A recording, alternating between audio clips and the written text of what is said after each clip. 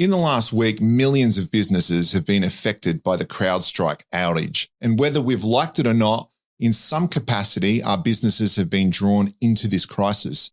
Whether it's our suppliers have been unable to trade, our banks have been shut down, or our business itself has not been able to transact. So we've had to close the doors or delay customers significantly, and it's cost us a lot of money. But this is a crisis we've all been drawn into.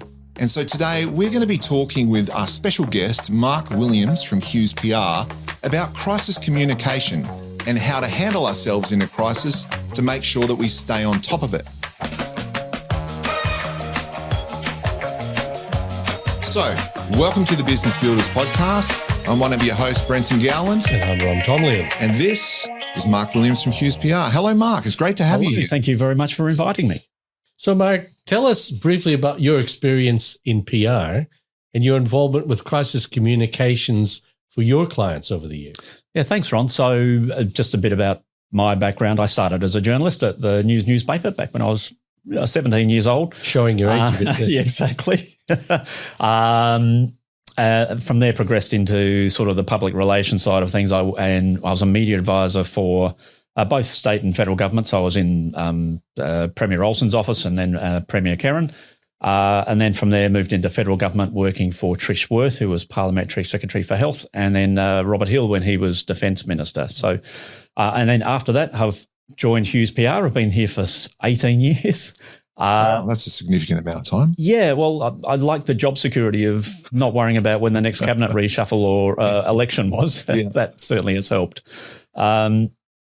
But yeah, over the years, certainly working in government, you deal with a lot of issues and crises.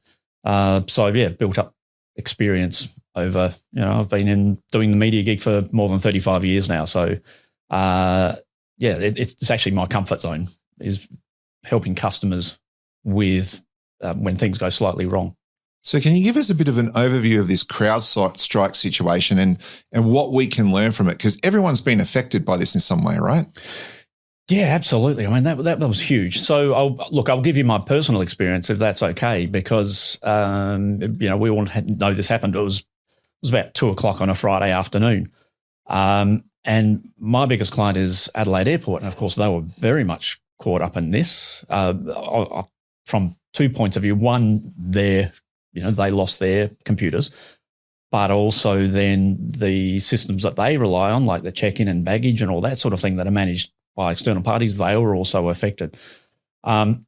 What's important in a crisis is your preparation for whatever can go wrong and when it can go wrong. And I'm going to, give my client kudos for that, is they have a very well structured, very properly organised crisis management plan. So within literally 15 minutes of getting the call that something had gone wrong, everybody's on a crisis communications call. A crisis management team call. From there, we had calls probably every sort of 3/4 of an hour to an hour to get updates. We were able to get statements out to media about how the airport was being impacted within sort of 20 minutes, half an hour of the first problems appearing. And it's just so well managed. And it just points to the importance of having a plan in place and also practicing those plans and knowing what everybody's role is, so that, when things go wrong, there's contingencies built in. If somebody's not there, somebody else steps in. And so I'd say from the airport point of view, it was managed very well because we were keeping our customers and, other business partners informed about what was happening. So they stayed on top of it. They interrupted you in the afternoon, I'm assuming. Isn't that how most processes work? Yeah, but that's it's weirdly one of the things I love about issues and crisis management is you absolutely have no idea when the next crisis is coming. And, 2:00 on a Friday afternoon is not when you expect to get a text saying, jump on a crisis management team call in 15 minutes. We've got a problem. But again, the importance is that's the process that they have in place so you can react very quickly. And I mean, we might cover this later, but the speed at which you have to be able to react is important. You can't plan for a crisis once the crisis has already kicked off. It's too late. Damage is already done. Because the media are ringing you within minutes. If something happens, it's quite common that I might be on a call to a client and they've said, "Oh, we've got this issue, this crisis is developing." And while I'm on the call to, the managing director or the operations manager, I'm already getting the first call through from a journalist at the Advertiser or Channel 7, whoever it is. They're already on it. And you have to respond very quickly, because if you leave a vacuum, the media will fill it with whatever else they can find. So you want to be in control of the message that is coming out from your client. So we've talked about an IT crisis. For a lot of people who aren't used to this, what does a crisis what entails a crisis for an organization? Yeah, well, it's something that just has an immediate and profound impact on your business. So I suppose, just running through examples. Some of them would be pretty obvious, like if you had a fire, a flood, natural disaster, workplace injury, death is invariably going to end up in media. It depends on the industry you work in. So if I was to say aged care, for example, it would be, a government sanction for you doing something wrong. And that information is made public and the media pick up on those sort of things. If you're a food producer, it's a product recall.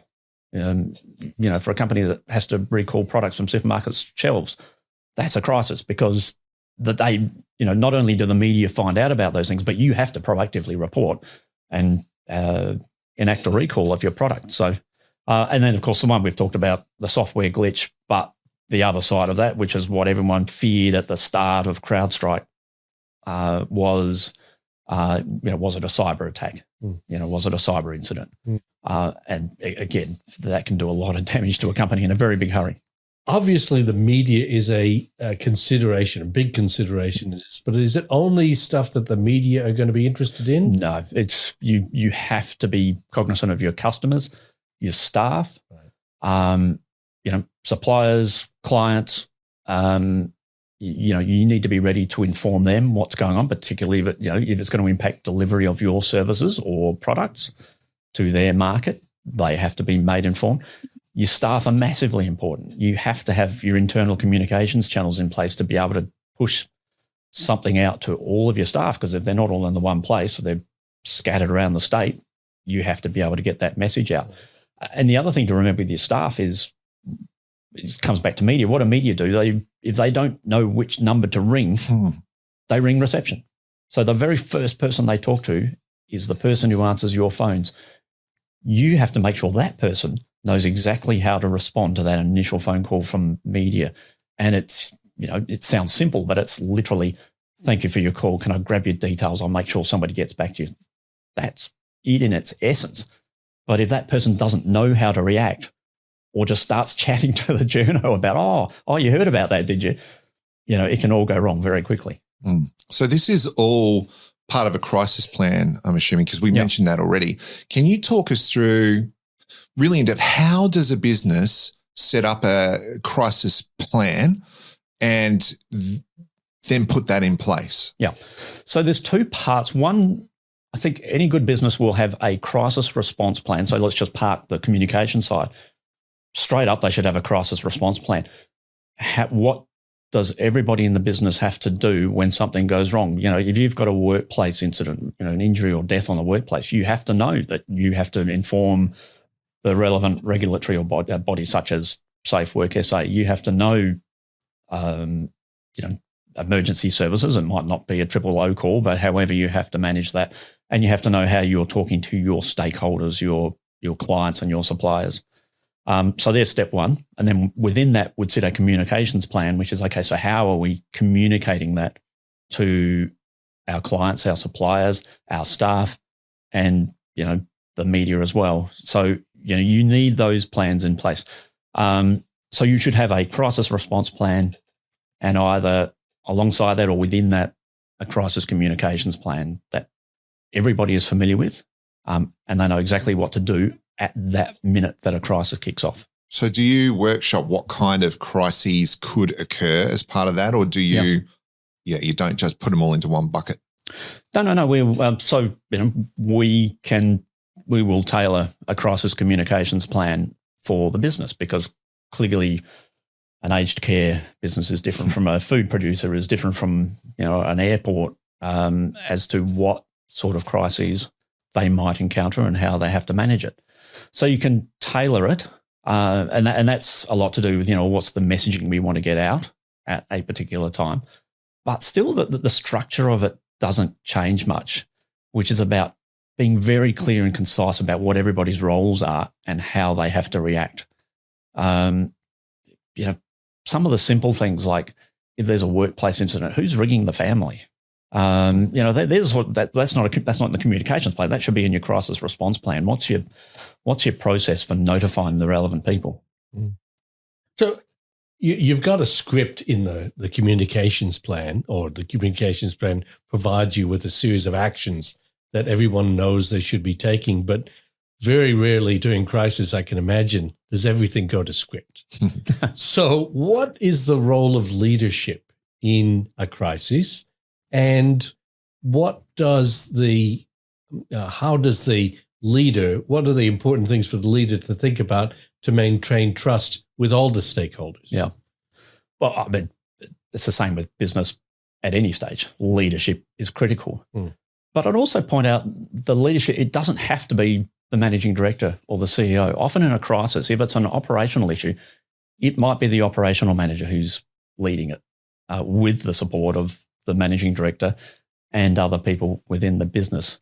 So you might have more than, I know it sounds weird, but you might have more than one leader dealing with a crisis, as long as everybody knows what their roles are and what their job is.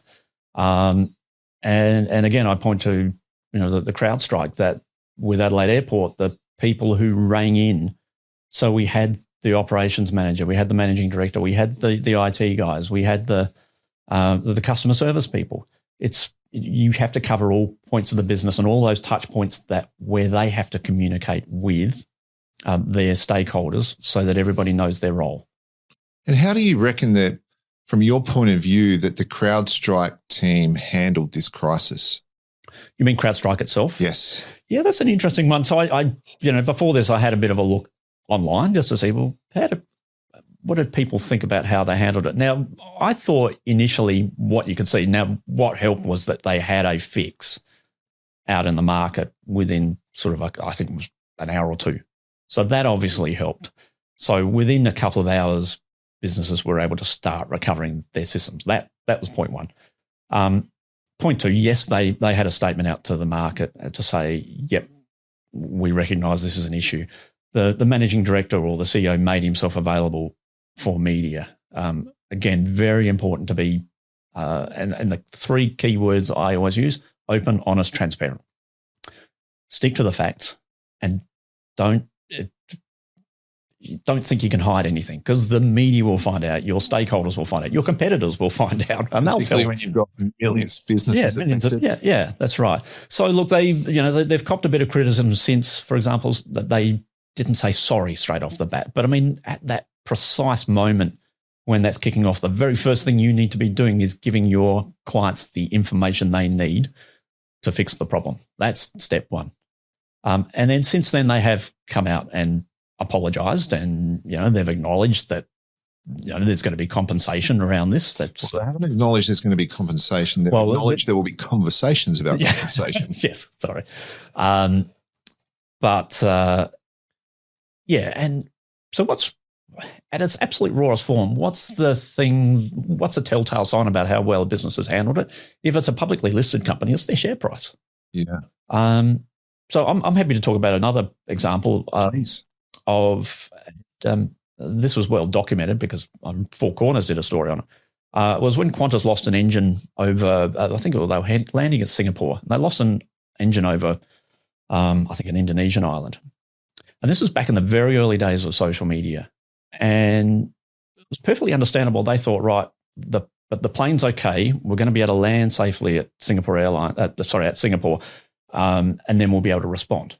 What they didn't count on was bits of this engine that blew up, landing on an island in the middle of nowhere, and then people taking photos and sharing on social media. So by the time the plane landed, there were media reporting that a Qantas plane had crashed. And this talks to the speed of how fast these things deliver. And Alan Joyce has acknowledged, he said, the first we realised something wasn't quite right was when our share price started to crash based on reports that a Qantas plane had crashed. It hadn't.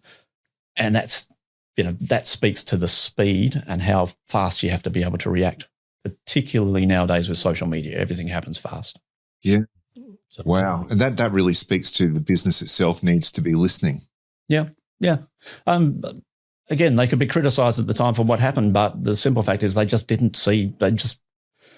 all the scenario planning, pictures of, engine parts on an island probably wasn't part of their scenario planning. Yeah. Wow. That's really interesting. So, and that then plays into what communication channels do you need to think about? So for a person or for a business that is dealing with a crisis, what are the most effective communication channels, or what are the communication channels you need to think about as a leader handling a crisis? Yeah. So it's both new and old. So, of course, social media can play a big role in you getting your message across. And from a PR perspective, media are absolutely watching companies' social media feeds. So, if they hear something's going on, they'll ring us, but they'll also go online to see, is the company saying anything on Facebook or Twitter or whatever? And that can be a very quick way to get your message out to your customers, but by default also the media. Of course, that's not the only way. We would have a media statement out to media as quickly as possible. But you would still be wanting to contact your staff, your stakeholders. I mean, that's as simple as emails, phone calls. Again, this comes back to everybody having a defined role about what they should be doing. Internal communications channels, Yammer, whatever you've got set up internally, get a message out to your staff. Make sure the people in public-facing roles know what's going on because they get asked questions by people, so they need to know how to respond. And then, again, depending on the industry, so say you've got a food recall, one thing we would consider would be to set up a 1-800 hotline.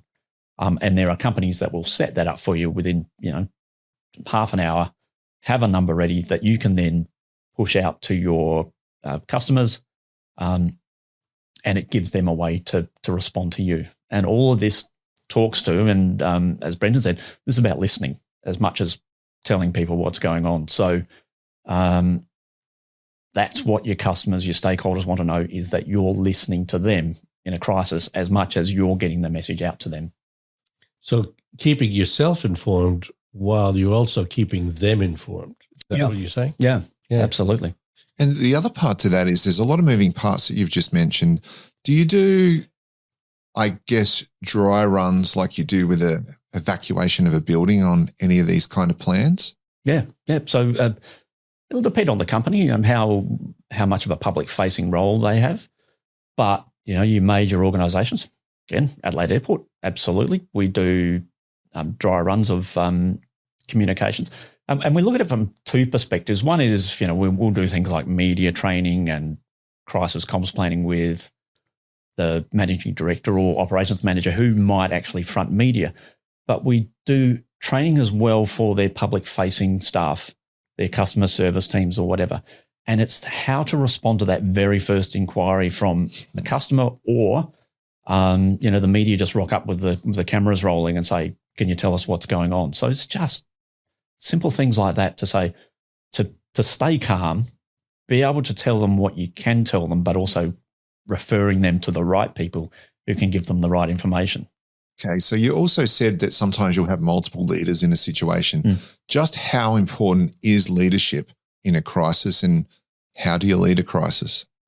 Yeah, well leadership's vitally important, but leadership is as much as the plans you have in place as well as the people who are enacting those plans. That's leadership, is having everything ready in case something goes wrong. One of our sayings is prepare for the worst, hope for the best. Yeah. And that's exactly what happens. So the managing director might be the person you put on camera and they're ready to go with the lines. They know what to say. Or it could be the operations manager who has also been trained and ready to talk to media if required. So it's a judgment call based on the crisis and how it's unfolding. But as long as, what are people looking for? They're looking to see that somebody is in control. So, the crises that go off the rails are the ones where nobody's quite sure who's in charge.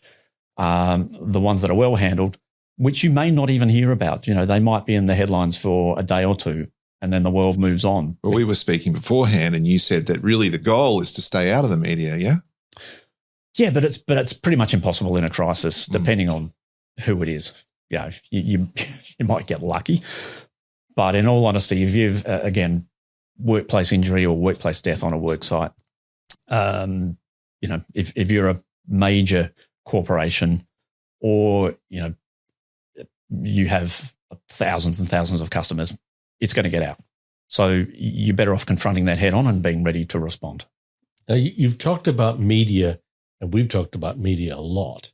And I think that's one of the big fears of people in business, is that they're going to get crucified by the media, or they're going to wrong foot themselves in terms of the media. So how do you handle that situation? How do you handle it when the journalists turn up or the camera starts rolling? And what's some of the mistakes that you've seen people make in terms of handling the media? Yep, mistakes are being too slow to respond. Well,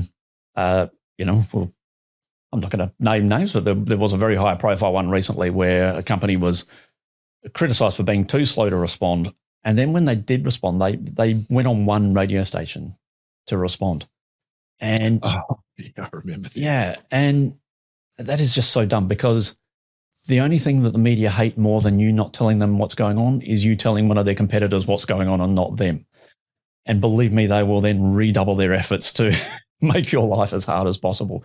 So in a crisis, you don't play favourites with media. Yeah, true. You should just be open and honest and upfront. If you're doing if you have to talk to media, you talk to everybody who wants to talk to you. So it doesn't have to be just an all-in media conference. You might do one-on-one interviews, but as long as they all know that they're going to get an interview or somebody's going to speak to them, they're okay. Because, again, we talk about the vacuum in the media. If they're not hearing from you, they're chasing your customers, your competitors, your suppliers. So this is really a perception focus, making sure that the perception that people have is correct. Perception is reality. Yep. In everything you do, particularly in media. So again, I'm going to use an example. We worked with the builder of the Royal Adelaide Hospital, the consortium, the joint venture, and so they sadly had a couple of deaths during construction. But again, they had the plans in place for how to manage that. And I remember the first one where, all you can do is acknowledge that it's happened, that there will be investigations. But right now, we're putting our arms around our people because this is a terrible tragedy that's just taken place. And I remember the CEOs and I was actually with the head of the union side by side, just standing in front of the cameras and just going, we'd just like to make a statement. We don't want to go into details today, but, we want to express our, condolences and we're deeply affected by this tragedy. And do you know what the media do in that first instance? They go, thank you. Thank you for fronting. The recriminations can start tomorrow, but that very first flush is just acknowledging that something's happened. And importantly, all the media all find out at the same time what's going on. So it's they're horrible, very difficult times for companies to deal with. What do they do? Does the company call a press conference or do? Well, you don't even have to call a press conference because all the media are standing outside the front gate waiting for you. Right. So you basically walk outside. You walk outside. Now, in a crisis, there's handling the situation and there's handling the media that we just talked about. And sometimes in doing both, I can imagine you don't have all the information. No. And when you're asked a question and you don't know the answer to it, I think there's a temptation to sort of make it up. Yeah, never make it up. That's so the key steps in a crisis: acting quickly, being open, honest, transparent, being factual, stick to the facts. If you, as you said, if you make it up, somebody will find out that you've made that up. Provide updates as you can. Getting back to the responding quickly thing we recommend in a crisis communications plan is just literally having the template media statement ready to roll, which says, we are aware that this incident is happening. We are investigating. We will provide you an update as we know more. And you send that out to all media and they know that you're talking to them.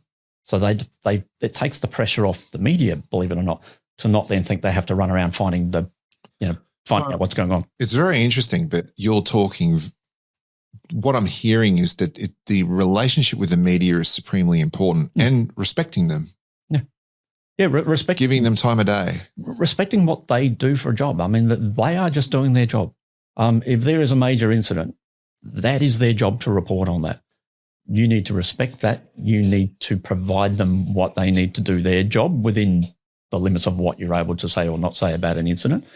But if you talk to them, they'll appreciate that you've taken the opportunity to update them. If you don't talk to them, they'll keep chasing you. And we've seen examples of, shall we say, I want to say crucifixions, where someone has hit someone in the media, we won't name any names, pushed someone over or refused to tell someone something, and then they chase like there's no tomorrow. Yeah. I mean, again, the best thing you can do is just front up and say, this is what's happened. This is what we're doing to fix it. But that's the other thing I always like to highlight, and particularly with clients, is if you've got a problem, always have a solution. So when you front the media, you say, we acknowledge this has happened and this is what we're doing to fix it. And these are the investigations that will take place to fix it. So for a lot of businesses who've never had anything to do with the media, obviously a crisis is going to be extremely stressful. But I know that we do media training and different things with businesses, but how important is it for them to get comfortable? Let's say, let's pick an example, a smaller business. We've got nursing homes, we've got small IT providers or businesses of 10, 12 people when they never think they're going to be in front of the media. How do you get them ready? I know your answer is going to be media training, but what does that involve? Because let's face it, standing in front of a camera for the first time is, particularly when there's a heightened pressure, none of us really like it. I mean, we're doing this podcast today and we're all talking about the fact we're on camera. Oh man, I'm not usually on camera. But when you've got cameras shoved in your face and people asking questions, that is a new level. How do you get people ready for that? Well, I'm going to go back to preparation, which is you hope that you don't just walk in cold to a situation like that. We're always there to help. We absolutely get calls from clients saying, or new business saying, we've got this problem. This story is literally going to break today. What do we do, sort of thing. And they haven't had a plan in place. No, they haven't had a plan in place. So, I mean, all we can do is walk them through the steps of, and exactly as I've already said, it's like, okay, what you should be doing is being, yes, you should comment. Yes, you should be open and honest about what has happened, provide a solution. You need to act quickly because the media will report on it very quickly. But just trying to counsel them to stay calm, understand that the media is just doing their job. They're not out to get you. They're out there to report on news. That is someone who's not prepared. How do you take a business? If a business came to you and said, I don't want to be caught unawares, I want to get a plan in place, how do I prepare myself and get myself ready for this kind of a situation? Yeah. Well, I am going to say media training. I'm going to say have a crisis response plan, have a crisis communications plan, and practice it and know it. It's the simplest things like in a crisis. Oh, what number do I ring? Do we have a crisis management team call? Who am I ringing? Who set this call up? And we can walk them through the steps. This is how it happens. And again, as I've said, it's also to get them to understand that in a crisis, the media aren't the bad guys. They're there to do their job. And if you give them what they need just to be able to do that job, then often they'll move on, depending on how quickly the issue is resolved. CrowdStrike was a classic example that for the most part, by, late that Friday afternoon, things were coming back online.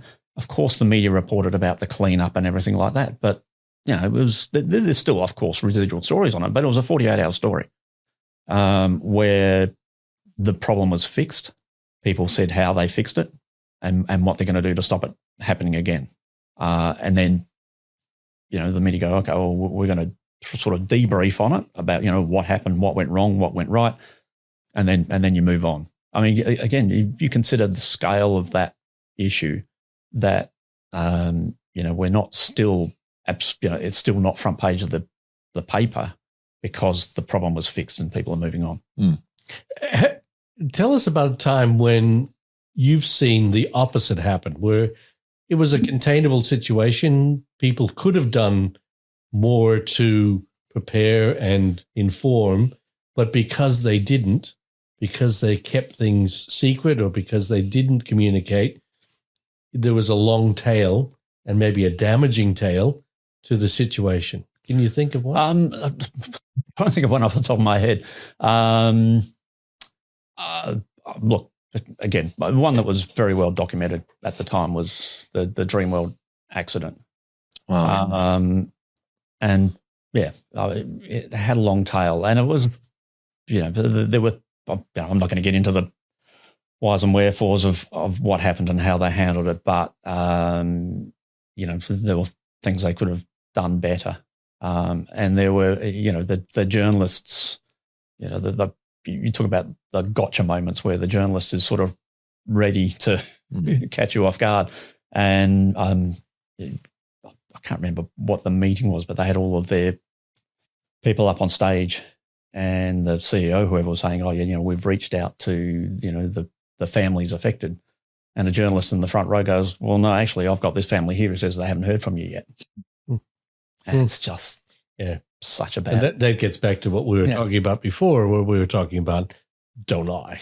Yeah. Don't tell mistruths. Well, and they're probably not lying. They just don't have the right information, which also speaks to make sure you're completely informed about what's happening and how it's happened. Have all the information at your disposal, and you should, teamwork. The right members of your team should be telling you exactly what's played out and what happens next. One of the I suppose rules of thumb that I've always observed is that in the absence of information, people will fill that vacuum, but usually with negative information, the worst possible interpretation. So the more information you can put into a situation, and factual information, the less likely that people are going to go digging for negative information. And so there's a benefit to being ready to give that information. So actually, I'll give you a really good example of a client we worked with. We were sort of like helping their local media, and they had a national PR firm working with us, and we worked in tandem. And they had to announce that they were doing a bit of a restructure that would help them build their business, but there were going to be some job losses. So they came to the PR teams and said, right, this is what we need to do. Tell us how we manage it. And the plan was just perfectly drawn out, right down to, so what happens if media turn up on the doorstep sort of scenario because they've found out. And, so they had a meeting of staff to let them know what was going on. And 2 hours later, Channel 7 was on their doorstep. But because it was planned, everybody knew what to do.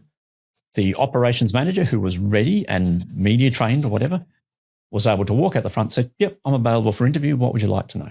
Yep, well, we're undergoing this restructure. It's unfortunate that this has happened, but this is part of us building a bigger business because this is what we're going to be doing from here on in. And they were ready for it. So it wasn't a crisis. It was managing an issue. A better way to do it. Yeah, absolutely. But, one of the questions we sort of raised before we came on was, well, what's an example of a crisis handled well? And the funny thing is you're actually thinking, trying to come up with an example, because a crisis handled well is one that lasts only a day or two and you've forgotten about it. And it doesn't look like a crisis. It doesn't look like, it looks like a crisis at that very moment. But it looks like they were running across it. But that looks like they were in control and could move on. Yeah. So what I'm kind of hearing is the key to crisis really is being prepared to communicate effectively and show that you're handling a situation. Yeah, correct. Yeah, again, I keep using the word control, but you need to appear to be in control. You need to acknowledge the facts around what's happened, be talking to all the stakeholders you need to talk to. And as long as you are putting out those messages to your stakeholders and customers and media and staff, it reduces the chances of one of those stakeholders filling the gap by, speculating themselves on what's happened. Okay. So as we wrap up, what would you say to businesses? Clearly, if you can, go and use a PR agency to help you with a crisis plan. But what would you be saying to businesses who don't have a plan and those who have part of a plan as your advice to them about how to really be on top of everything? Yeah. One way I like to look at it is, what is a crisis response, crisis communications plan? It's an insurance policy. That's great. And as an example, if you're trying to take out fire insurance when there's already smoke, it's too late. That's it. So it is an insurance policy. You hope you never need to use your crisis response plan, but you just never know when you need it. And, it's one of those business costs that should be a necessity, that you should be ready to respond if it happens. And it's like everybody who takes out insurance. You hope you never have to make an insurance claim, but inevitably you do.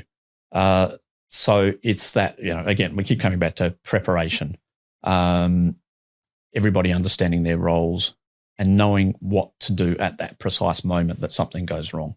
Great. Any last words you have for our listeners before we wrap it up today? No, not that I can think of.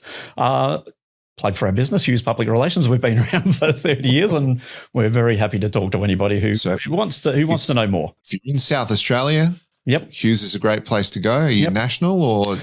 Yeah, well, clearly most of our clients are South Australian based, but we absolutely have national clients as well. So very happy to help. So to those people who are listening, we've got a bunch of listeners from overseas. It's quite amazing, really. But to those of our listeners who are overseas, what would you say to them? How do you find a good PR agency? Oh, like what everybody does these days, Google it. But you also talk to your own stakeholders, people you do business with. And say, what do you guys do? Massive amount of our work is by referral. So I said Google, but most of our business is people finding out about us from somebody else that we've worked with. So tap into your network. Yeah. That's great. Any last words from you, Ron? No, to me, if I was putting together a little course in crisis communications, you've covered it all, Mark. And I've unfortunately or fortunately been lucky enough to be involved in crises over the years. And all the things you talked about today were just the sort of things that I either saw unfold, rightly or wrongly, and the preparation is the key. And having someone who knows what they're doing really makes a huge difference. Yeah. So my strong suggestion is a plug for all PR agencies is make sure you have someone on tap that you've worked with to develop your plans so that if it goes or starts to go awry, you've got someone who knows what they're doing to help you get back on track. Because the ramifications of getting it wrong are too great to allow to happen. Yeah. You can damage a company's reputation in the time it takes for somebody to put up a tweet. That's how fast it happens. One of my favourite quotes, just to close, is, and it's attributed to Mark Twain, but that might not even be true. So you got to remember, this is, we're talking 19th century. And it says, a lie can travel halfway around the world while the truth is putting on its shoes. And if you're not out there providing the truth to the market, somebody else will be making up the lie and damaging your business. Exactly what I was talking about before. And it does sound like something Mark Twain said, so let's keep it there. So we hope that's good food for thought for all of you who are listening. Make sure that you're ready for a crisis. Take out that insurance policy. Protect your businesses. Anyway, that's all from us for this week. We will see you in another fortnight's time for the next episode of the Business Builders Podcast.